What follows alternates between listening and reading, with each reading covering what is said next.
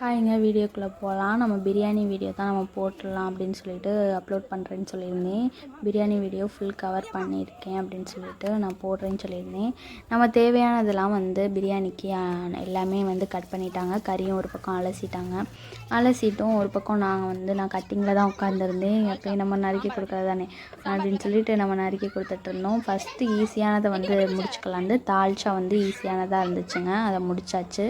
தால்ச்சா எப்பயும் போல் நம்ம தால்ச்சா பண்ணுவோம் இல்லையா, இது சாம்பார் பண்ணுற மெத்தடு தாங்க தால்ச்சா. அதில் கறி நம்ம தாளித்து நம்ம போட்டுருவோம், நம்ம குக் பண்ணி போட்டுருவோம். அது நான்வெஜ் தான் போடணும் தால்ச்சாவுக்கு, அதனால் நான்வெஜ் சேர்த்துட்டாங்க. ஃபஸ்ட்டு வட்டை வச்சுட்டு எண்ணெய் சேர்த்துக்கிட்டாங்க. பிரியாணிக்கு எண்ணெய் எங்கள் மச்சி தான் எப்பயுமே பிரியாணி பண்ணுவாங்க, டேஸ்ட்டாக பண்ணுவாங்க. பாய் வீட் ஸ்டைலில் தான் பண்ணுவாங்க, பாய் வீட் ஸ்டைலில் தான் இருக்கும். நல்லா பார்த்து நோட் பண்ணிக்கோங்க. ஃபஸ்ட்டு வட்டையில் ஆயில் 1.5 லிட்ரு ஆயில் சேர்த்துக்கிட்டாங்க. 1/2 லிட்ரு எண்ணெய் நெய் சேர்த்துக்கிட்டாங்க. நெய் சேர்த்துட்டு அது நல்லா ஹீட் ஆனோன்னே புதினா தாங்க போட்டோம். புதினா அதை போட்டுட்டு எவ்வளோ முறை வருது பாருங்கள். தேங்காய் எண்ணெய் தான் சேர்த்தோம், அதனால தான் அவ்வளோ முறை வருது. நல்லா டேஸ்ட்டாகவும் இருக்கும், ஸ்மெல்லும் சூப்பராக இருக்கும், பிரியாணியோட ஸ்மெல்லு. அதுக்கப்புறம் நல்லா அது அந்த முறுவலுன்னு வந்துடணும். அந்தளவுக்கு வந்த பிறகு நம்ம வெங்காயம் சேர்த்துக்குருவோம். வெங்காயம் சேர்த்துட்டு நல்லா கிளறி விட்டுட்டு கொத்தமல்லியும் அதுக்கு மேலே சேர்த்து அதையும் நல்லா ப்ரௌனாக வர வரைக்கும் நல்லா கிளறிட்டு இஞ்சி பூண்டு பேஸ்ட்டு தாங்க அடுத்து சேர்த்தோம். இஞ்சி பூண்டு பேஸ்ட்டு நான் அரைச்சி வச்சுருந்தோம். 4 படிக்கு தேவையான அளவுக்கு நீங்கள் எடுத்துக்கோங்க. இஞ்சி பூண்டு பேஸ்ட்டு அப்படியே அரைச்சி நம்ம சேர்த்துக்கலாம், வீட்டிலே அரைச்சது. அதுக்கப்புறம் சின்ன வெங்காயமும் சேர்த்துருந்தோங்க. சின்ன வெங்காயம் தனியாக அரைச்சிக்கிறணும். அது ஒரு 2 கிலோ சின்ன வெங்காயம் தான் அரைச்சி சேர்த்துக்கிட்டோம்.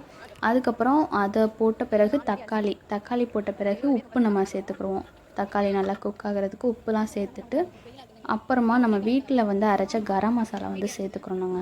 வீட்டிலையே நம்ம அரைச்சிருந்தோம். இந்த பட்டை, லவங்கம், ஏலக்காய் எல்லாமே போட்டு நம்ம வீட்டிலே அடைச்சி பொடி பண்ணியிருந்தோம். அது 25 கிராம் சேர்த்துக்கணும். அதுக்கப்புறம் 25 கிராம் காஷ்மீரி மிளகாய்த்தூள் சேர்த்துக்கணும்.